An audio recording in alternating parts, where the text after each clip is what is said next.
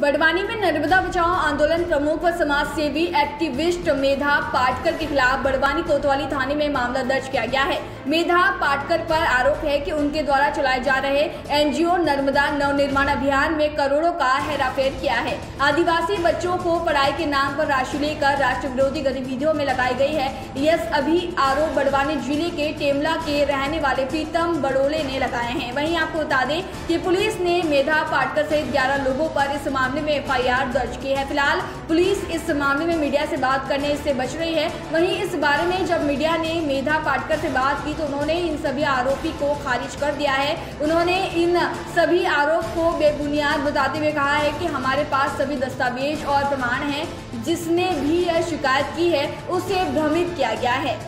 ऐसी खबर हमको मिली है, पर जो व्यक्ति जो युवा साथी है अखिल भारतीय विद्यार्थी परिषद का, उसने की है अगर, तो क्या उसने पुलिस केस के साथ कुछ प्रूफ दिया है, डॉक्यूमेंट्री है, हमको कुछ पता नहीं है।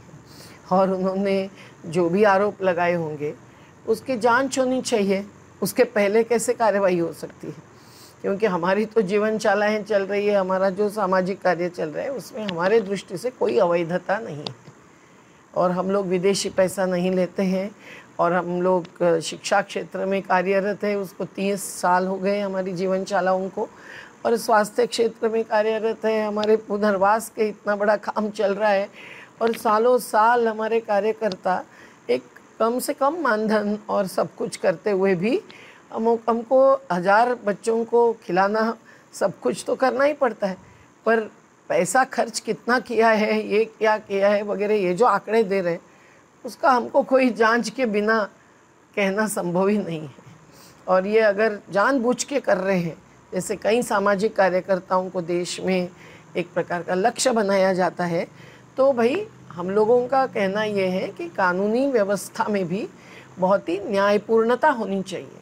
ये केवल कोई व्यवस्था को सवाल करते हैं या विकास की अवधारणा पर सवाल करते हैं, इसका मतलब हम लोग राष्ट्र के विरोध में हैं या विकास के विरोध में हैं, ऐसा नहीं होता। ये मामला ये है कि सन 2006 से इनका एक एनजीओ है नर्मदा बचाओ अभियान करके, उस एनजीओ के माध्यम से जो वहाँ पर जो राशि डलती थी, उस राशि का इन्होंने अभी तक मतलब जो है बताया नहीं कि हमने कहाँ पर कितनी राशि खर्च की। राशि कहाँ से डलती थी? वो सामाजिक लोगों के माध्यम से इनके अकाउंट में डलती थी।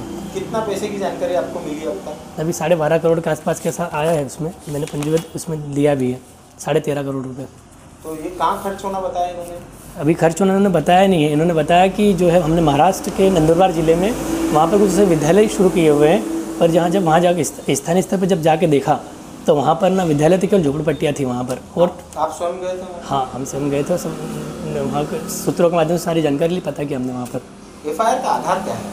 एफआईआर का आधार ये है कि जो है हमने जब रिसर्च किया वहाँ पर जाके, इनके एनजीओ का भी पता किया, ये जहाँ खर्च कर रहे हैं, जहाँ इन्होंने बताया कि हम यहाँ हमारा पैसा जो है खर्च कर रहे हैं, वहाँ जाके वस्तुस्थिति जानी जब वहाँ पे हमने जाके, तो ऐसा कुछ था ही नहीं वहाँ पर। और इन्होंने बताया कि लॉकडाउन में भी हमने जो है 65 लाख रुपए खर्च किए वहाँ पर, लॉकडाउन जैसे।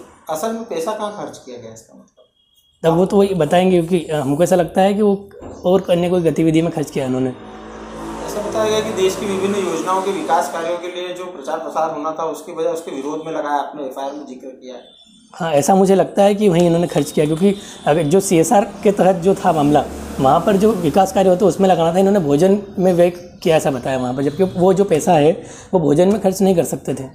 आपने क्या आशंका रखते हैं, कहाँ पे पैसा खर्च हुआ होगा? मुझे ऐसा लगता है कि इन्होंने पैसा कुछ न कुछ ऐसी गतिविधियाँ देश भर में होती रहती, वहाँ पर इन्होंने पैसा लगाया है।